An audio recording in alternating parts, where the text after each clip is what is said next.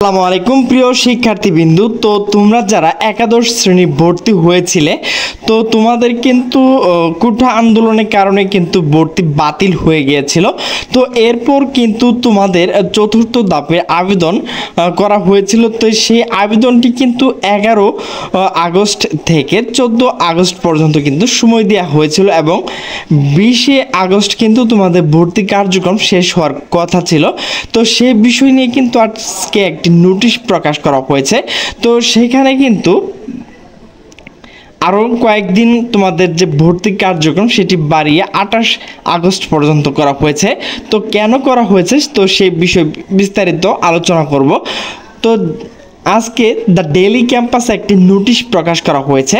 তো সেই নোটিশটি হচ্ছে ভর্তির পরও ফাঁকা থেকে যাচ্ছে উচ্চ মাধ্যমিক 13 লাখ আসন।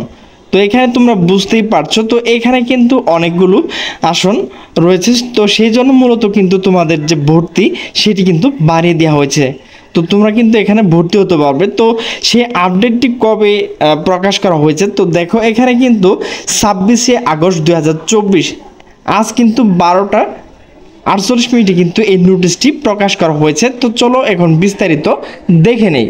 একাদশ শ্রেণী ভর্তির জন্য 4 ধাপের শিক্ষার্থী নির্বাচন পরে দেশে কলেজগুলো উচ্চ মাধ্যমিক পর্যায়ে প্রায় 13 লক্ষ আসন ফাঁকা থেকে যাচ্ছে। চলতি বছরে বিভিন্ন কলেজ মাদ্রাসা একাদশ শ্রেণী মোট আসন সংখ্যা ছিল 26 লাখেরও বেশি, কিন্তু এসএসসি ও সমান পরীক্ষা পাশ করেছে 16,72,000 শিক্ষার্থী।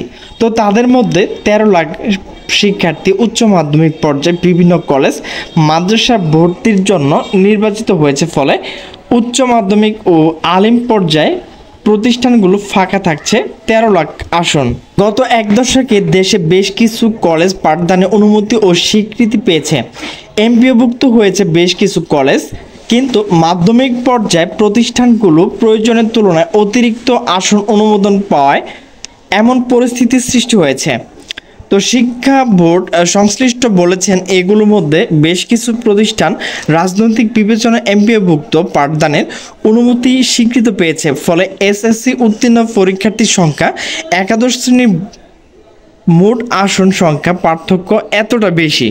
জানতে চাইলে আন্তঃশিক্ষা বোর্ড সমন্বয় কমিটির সভাপতি এবং ঢাকা মাধ্যমিক ও উচ্চ মাধ্যমিক শিক্ষা বোর্ডের চেয়ারম্যান অধ্যাপক তপন কুমার সরকার দ্য ডেইলি ক্যাম্পাসকে বলেন, 4 ধাপের শিক্ষার্থী আবেদন নিয়েও প্রায় 13 লক্ষ শিক্ষার্থী নির্বাচিত হয়েছে। একাদশ শ্রেণী ভর্তির সময় আরও আগামী 28 আগস্ট পর্যন্ত বাড়ানো হয়েছে। এরপর কতজন শিক্ষার্থী ভর্তি হলো সে তথ্য কিন্তু আমাদেরকে কাছে আসবে। তো সর্বশেষ যে আপডেট রয়েছে সেটি কিন্তু 28 তারিখের পর আমরা কিন্তু জানাতে পারবো বলে শিক্ষা বোর্ড এই বিষয়টি জানিয়েছে। তো প্রিয় শিক্ষার্থীবৃন্দু, তোমরা এখনও যারা ভর্তি হতে পারোনি, তো তোমাদের কিন্তু ভর্তির সময়সীমা আরও বাড়িয়ে 28 তারিখ পর্যন্ত করা হয়েছে। তো তোমরা যারা ভর্তি হওনি তারা কিন্তু ভর্তি হয়ে নিতে পারবে। তো প্রিয় শিক্ষার্থীবৃন্দু, আমার ভিডিওটি যদি ভালো লাগে তাহলে অবশ্যই লাইক, কমেন্ট এবং শেয়ার করবেন। তো সকল সুস্থ থাকবে, ভালো থাকবে। আল্লাহ হাফেজ।